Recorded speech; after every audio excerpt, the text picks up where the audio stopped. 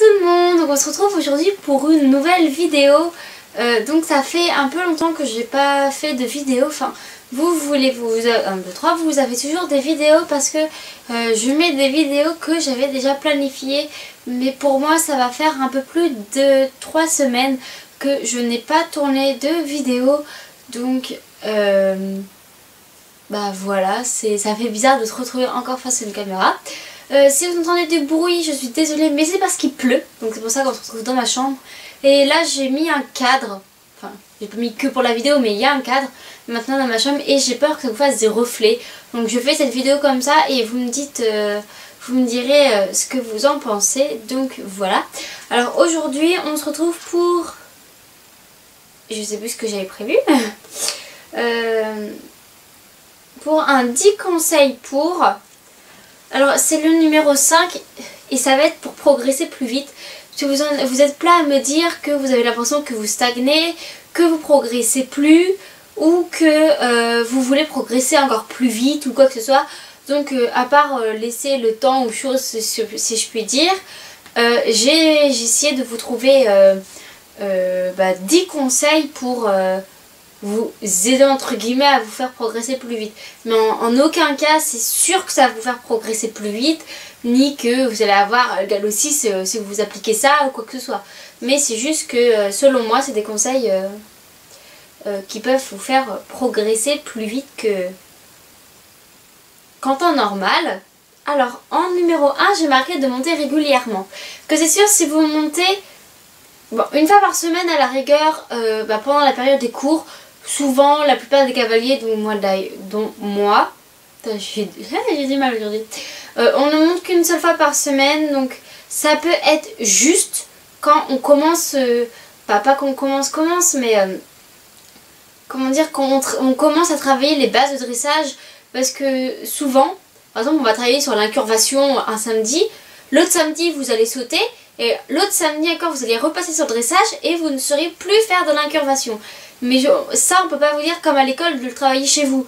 Parce que vous n'allez pas porter le poney du centre chez vous pour travailler l'incurvation. Donc ça serait de monter le plus régulièrement possible. Mais enfin régulièrement et aussi le plus possible. Après je vous dis pas de monter toujours de la semaine, hein, c'est impossible financièrement. Puis tout ça, mais je dis par exemple ceux qui montent 2 fois par semaine auront plus de chances de progresser que ceux qui ne montent qu'une fois par semaine. Mais ça pendant les périodes scolaires, logiquement on ne monte une ou voire 2 maximum. À part si vous avez une DP, un cheval à vous, un truc comme ça. Sinon pendant les vacances, essayez de monter parce que si vous montez pendant les périodes scolaires mais que vous ne montez pas pendant les vacances, ça ne va pas vous faire régresser mais vous progresserez moins vite. Et puis évitez de louper des cours parce que si vous loupez un cours par exemple et que votre cours pendant que vous le loupez, ils vont travailler sur par exemple le pied de galop, et vous, si vous ne savez pas travailler sur ça, au prochain cours vous serez pénalisé parce que les autres ils auront eu une séance où leur prof il aura expliqué comment faire, qu'ils auront essayé de pratiquer cet exercice, etc., etc. Donc voilà, bon après je sais moi-même je loupe des cours, hein, mais faut éviter d'en louper. En numéro 2 je dirais faire des stages. Parce que des stages, moi je parle plutôt de stages oui, à la semaine ou alors en demi-journée, mais il faut mieux en faire plusieurs, souvent c'est pendant les vacances. Vous faites un stage d'une semaine où vous montez, la plupart des clubs pendant les stages d'une semaine on monte 2 heures à cheval, donc souvent 1 heure de saut et 1 heure de plat. Et comme ça vous permet, vous êtes en petit groupe et logiquement le petit groupe vous suit tout au long de la semaine. Donc on peut avoir entre guillemets les objectifs de chaque élève. Donc logiquement vous avez le même niveau quoi. Et par exemple il y en a qui veulent passer les galops pendant ces stages ou d'autres se perfectionner plus en saut qu'en dressage ou en machin ou en je sais pas quoi. Et tout au long de la semaine vous allez avoir des chevaux faits pour entre guillemets votre objectif. Et on va travailler plus ce que vous n'y arrivez pas, tout ça, ce qui fait qu'à la fin de la semaine vous aurez progressé parce que logiquement c'est sur 5 jours, donc vous montez à peu près 10 heures par cheval dans la semaine, sans compter le cours du samedi ou du mercredi que vous faites habituellement. Et ce qui fait 10 heures, ça fait comme 10 samedis, donc ça vous fait à peu près 2 mois de cheval regroupés en une semaine, ce qui va vous faire progresser beaucoup plus vite. Donc voilà, apeuré, oui. Après, en numéro 3, je dis de écouter son prof. Parce que ça peut paraître tout con, mais plus on écoute son prof, ses conseils, ses remarques et nos erreurs, tout ça, plus on va avancer, on va dire, que si notre prof nous dit par exemple, t'es trop en avant, t'as les épaules qui partent trop vers l'avant, et que vous vous dites, c'est pas grave, moi j'en ai rien à faire, tant que je tombe pas, que je mets pas mon cheval en déséquilibre, moi ça me va.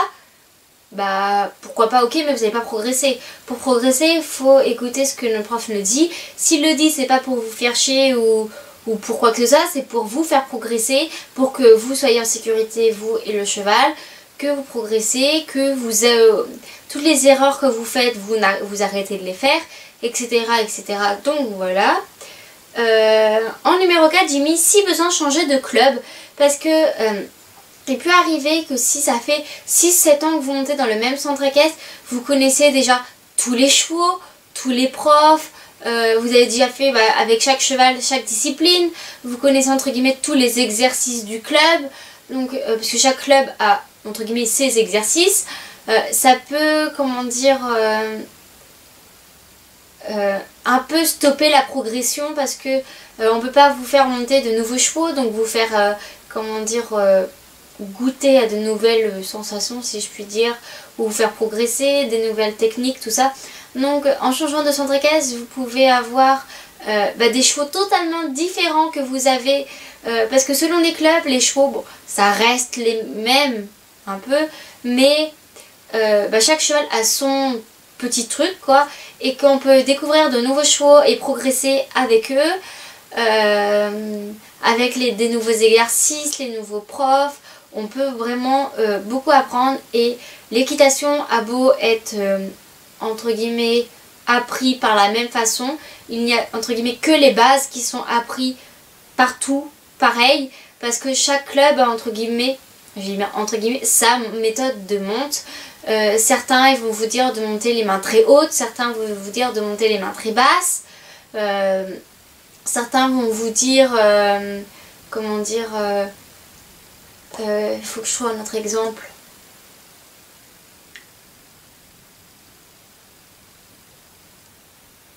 Certains vont vous faire sauter à l'obstacle très haut parce que eux, ce qui leur apporte, c'est la performance. Donc ils vont vous faire sauter haut, enchaîner beaucoup.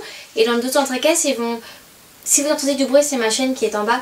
Et dans d'autres clubs, ils vont vous descendre un peu les barres, mais beaucoup travailler la technique, comment dire... on peut travailler plein de choses plus sur une petite hauteur que sur une grosse hauteur. Que sur la grosse hauteur, à part travailler, comment dire, la puissance du cheval si je puis dire. Enfin, on travaille pas grand chose sur une grosse hauteur. On peut enchaîner une grosse hauteur si on sort sur une grosse épreuve en concours, oui. Mais plus on redescend les barres, plus on peut travailler sur sa technique, sur... Il y a plein d'exercices qui se font sur des petites hauteurs. Et c'est pas parce que tu sautes, que pendant un cours de saut, tu vas sauter 70 cm, que tu as galop 5-6, que tu vas dire c'est la honte. Non. Tu peux redescendre de hauteur de l'obstacle, et c'est pas pour ça que c'est la honte ou quoi que ce soit. Il y a plein d'exercices, plus sur des petites hauteurs, mais après, enfin voilà, je vais pas faire un débat. Après, si mon portable veut bien. Au numéro 5, j'ai marqué, si vous voulez pas changer de centre équestre, changez de prof si vous en avez plusieurs dans votre centre équestre. Parce que vous pouvez ne pas vous entendre avec un prof et que ça peut nuire sur votre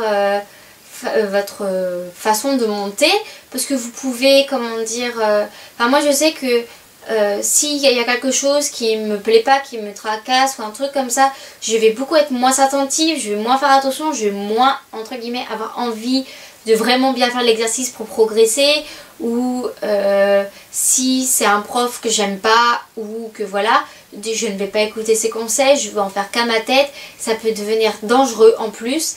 Et de deux, ça sert à rien de monter si vous en avez peur entre guillemets, enfin pas jusqu'à avoir peur, mais enfin voilà, il faut quand même que enfin, que votre prof soit adapté à vous, à votre niveau, et aussi que vous l'appréciez un minimum.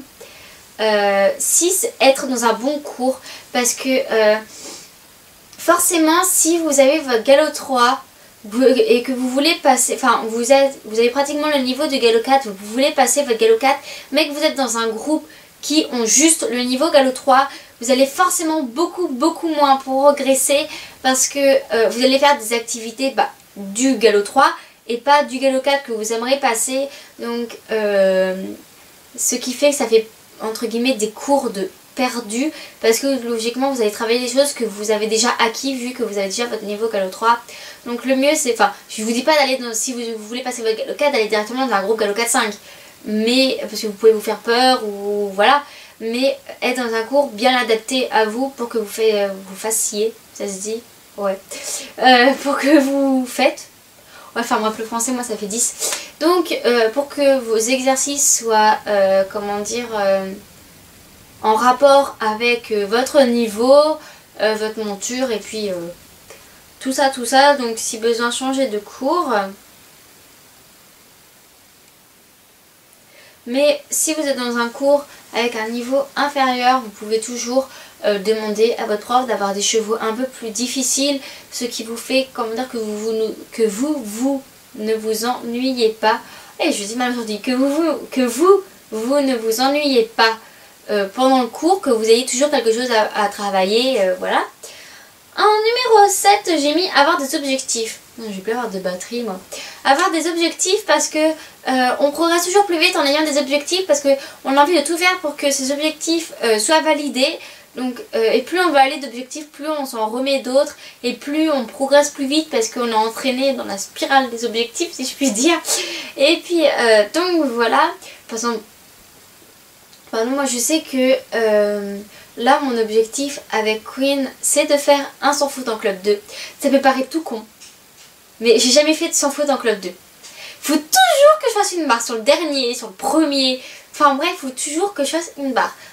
Donc là je vais absolument vouloir faire un sans faute en club 2 avec Queen, ce qui fait que je vais par exemple pour mon parcours, je vais beaucoup plus m'appliquer, ce qui fait que d'un côté je vais valider mon objectif si j'arrive à faire un sans faute, et de deux je vais sans m'en rendre compte progresser, parce que j'aurais essayé pendant mon parcours, je me serais dit tiens, ma prof elle m'a dit de faire ci pour pas que la barre tombe, enfin pour pas que la jument touche la barre, ou faire ceci ou cela, ce qui fait que sans vous rendre compte vous allez progresser plus vite. Voilà. Après en numéro, je crois que c'est numéro 6 ou 7, numéro 8, oh, je suis à côté de la plaque.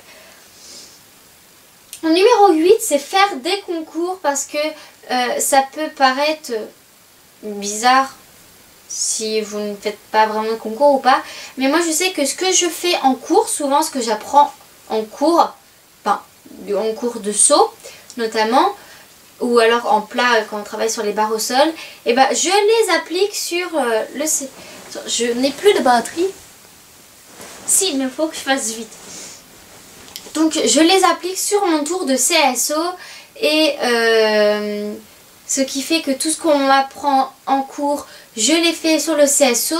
Après si j'y arrive pas, je reparle à ma prof qu'on va faire d'autres exercices en cours, des trucs comme ça.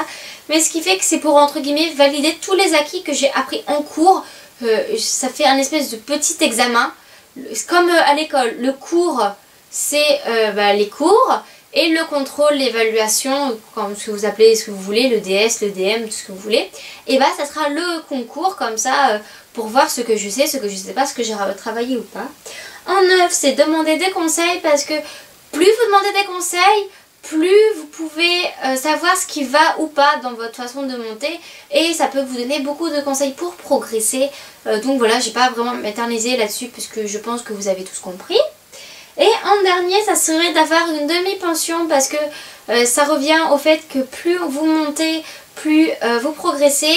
Et là, le fait d'avoir une demi-pension, vous travaillerez les exercices que vous deux, en tant que couple cavalier-cheval, vous n'y arrivez pas, ou que vous voulez améliorer.